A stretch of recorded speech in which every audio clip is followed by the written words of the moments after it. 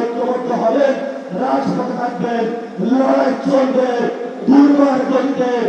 আসছে ফাগুনে, বসন্ততে, আগামী দিনগুলোতে দ্বিগুণ, তিনগুণ, চতুর্গুণ হয়ে ইনশাআল্লাহ আমরা যাদের হাতে আগামী বাংলাদেশ নিরাপদ, যাদের হাতে আগামীর মা বোনদের নিরাপত্তা নিশ্চিত, যাদের হাতে বাংলাদেশের মানুষের অধিকার নিশ্চিত। প্রিয় বাংলাদেশ, আপনারা জানেন যে নির্বাচনটি হয়েছিল, সেই নির্বাচনের মাধ্যমে গত 17 বছর আমরা অপেক্ষা করেছিলাম বাংলাদেশে গণতন্ত্র প্রতিষ্ঠা হবে, কিন্তু 12 ফেব্রুয়ারি বাংলাদেশে যেটা প্রতিষ্ঠিত হয়েছে সেটা গণতন্ত্রের বদলে বাংলাদেশে জিয়াতন্ত্র প্রতিষ্ঠা করা হয়েছে। তারা আমাদের ব্যাংকগুলো দখল করেছে, তারা পার্লামেন্ট দখল করেছে, তারা বিভিন্ন জায়গায় দুদক দখল করেছে, সন্ত্রাসী কায়দায় 11 দলীয় জোটের যারা নেতৃবৃন্দ তাদের বাসায় হামলা চালাচ্ছে।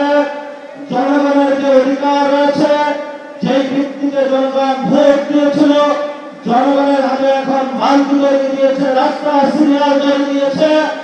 আমরা যেখানে নিশ্চিত চেয়েছিলাম বাংলাদেশের মানুষ, ব্যবসায়ীরা নিরাপদ থাকবে, আজকে একজন ব্যবসায়ী আমাকে বলছে 6টার পরে হলো দোকানে কাস্টমার আসে, 6টার পরে হলো সরকার আমার দোকান বন্ধ করে দিয়েছে। পেট্রোল পাম্পের সামনে দিয়েছি, একজন পাঠা উপার চালক আমাকে বলছেন আমি বাইক চালিয়ে হলো টাকা ইনকাম করে আমার সেই গ্রামের বাচ্চাকে পাঠিয়ে থাকি, সারাদিন সিরিয়াল ধরে থাকি, যখন পেট্রোল পাম্পের সামনে যাই বলা হয় যে তেল নাই, আবার সন্ধ্যায় সিরিয়াল ধরি, আবার বলে তেল নাই। তাহলে আমি সংসারটা চালাবো কিভাবে? বাংলাদেশের সাংবিধানিক যে প্রতিষ্ঠানগুলো রয়েছে, সেই সাংবিধানিক প্রতিষ্ঠানগুলোকে আমরা যখন একটি নতুন বাংলাদেশে সংস্কার নিশ্চিত করতে চেয়েছিলাম, দুটোকে সংস্কার নিশ্চিত করতে চেয়েছিলাম, বিচারালয়ের সংস্কার নিশ্চিত করতে চেয়েছিলাম, পুলিশ প্রশাসনের সংস্কার নিশ্চিত করতে চেয়েছিলাম, সাংবাদিক ভাইদের সংস্কার নিশ্চিত করতে চেয়েছিলাম, ব্যবসায়ী ভাইদের সংস্কার নিশ্চিত করতে চেয়েছিলাম, ব্যাংকিং খাতের সংস্কার নিশ্চিত করতে চেয়েছিলাম।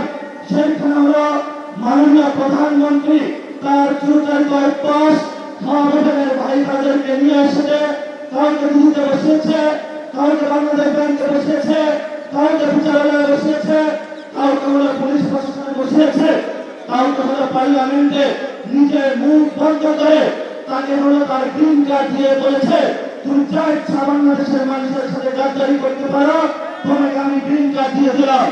এই যে জিয়াউর রহমানের সন্তানের ভবিষ্যৎ, এই সন্তানের ভবিষ্যতের সাথে বাংলাদেশের ভবিষ্যৎ যাবে না, যাবে না, যাবে না।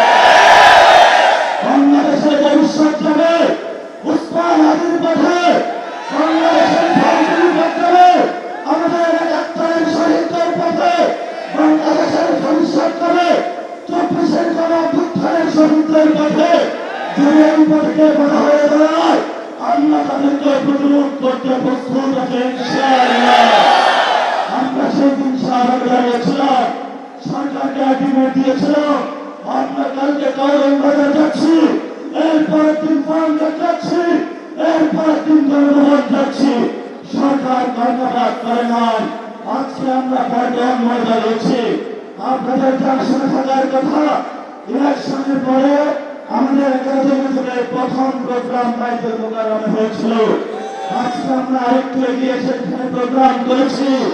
ইনশাআল্লাহ আমাদের এই মিছিল যদি সরকার সঠিক পদে না আসে, জনগণের গণভোটের রায় বাস্তবায়ন না করে, সংস্কার প্রক্রিয়া বাস্তবায়ন না করে, জনগণের অধিকার নিশ্চিত না করে, দ্রব্যমূল্যের দাম না কমায়, জ্বালানি সংকটের নিরসন না করে এবং বিচারালয় থেকে শুরু করে সকল যে জায়গায় সরকার গুন্ডা সন্ত্রাসী হওয়া বদলে লোক বসিয়েছে, গণতান্ত্রিক প্রক্রিয়ায় সরকারের সেই প্রতিষ্ঠানগুলিকে জনগণের কাছে যদি ন্যস্ত না করা হয়, আমাদের এই মিছিল পরবর্তীতে কাটরায় যাবে।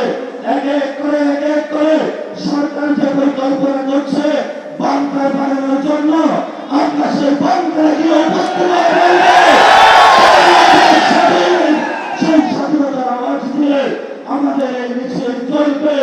আগামী সংগ্রাম সংগ্রাম চলবে। আপনারা দেখেছেন পার্লামেন্টে আমরা যেমন ডিসিপ্লিন, রাজপথ ডিসিপ্লিন। সরকারের প্রশাসনের বাইরে বলবো আমরা এখানে ডিসিপ্লিন জায়গায় আছি, ভবিষ্যতেও থাকবো। অতীতে যেই ধরনের জনহয়রানিমূলক প্রোগ্রামগুলোতে কোনো কর্মসূচি আপনারা বাস্তবায়ন করেছেন, সেইভাবে যদি কোনো কিছু করা হয় আপনাদের সাথেও আমাদের প্রতিহত হবে ইনশাআল্লাহ। আপনারা আমাদের ভাই যারা মিডিয়া পড়ে আছে, আমরা জানি আপনাদের যারা মালিকবৃন্দ রয়েছেন অনেক জায়গায় গিয়ে তারা তাদের আত্মসমর্পণ করেছেন, কিন্তু যারা সাংবাদিক ভাইরা যারা আপনারা আজকে এখানে কেন্দ্র ধরে আছেন, যারা রিপোর্টিং করছেন, যারা স্টাফ রিপোর্টার আছেন, যারা বিভিন্ন নিউজে এক্সিকিউটিভ পদে আছেন, আপনারা কিন্তু কারোর কাছে মাথা বিক্রি করেন না, এটা আমরা জানি। আপনারা শহীদদের পথে আছেন, আপনারা আহতদের পথে আছেন, আপনাদের লড়াই জারি থাকবে। সচিবালয় যারা আছেন আপনারা রাজপথে যে মানুষগুলো যুদ্ধাবতীর্ণ হয়েছে এবার তাদের সাথে থাকবেন। সাথে সাথে যেই ব্যবসায়ীরা গুলশান অফিসে সিরিয়াল দিয়েছেন এখন আমাদের কাছে এসে কান্না করছেন, কান্না তখনই আমরা শুনবো যেদিন আপনারা গুলশান অফিসের লাইন বন্ধ করে জনগণের কাছে আসবেন, তবেই আমরা আপনাদের ওই দিন কথা শুনবো। তারেক রহমানের কাছে আপনারা ভরসা দিয়েছেন, সকল প্রোডাক্ট কিন্তু তারেক রহমান কিনতে পারবে না। যদি কনজিউমার করেন, কনজিউমার কিন্তু আমরা। যদি ভবিষ্যৎ আপনাদের নিরাপত্তা নিশ্চিত করতে হয়, নিরাপত্তা নিশ্চিত কিন্তু আমরাই করব। ভবিষ্যৎ বাংলাদেশের যে আজাদীর সংগ্রাম, মুক্তির সংগ্রাম, গণতন্ত্রের সংগ্রাম, জিয়াতন্ত্র থেকে মুক্তির যে সংগ্রাম, জিয়া ফ্যামিলিকে বাংলাদেশ থেকে, বাংলাদেশের মানুষকে জিয়া ফ্যামিলি থেকে উদ্ধারের জন্য যে সংগ্রাম, সেই সংগ্রামে সবাই ঐক্যবদ্ধ হবেন, রাজপথে থাকবেন, লড়াই চলবে। দুর্বার গতিতে আসছে ফাগুনে, বসন্ততে, আগামী দিনগুলোতে দ্বিগুণ, তিনগুণ, চতুর্গুণ হয়ে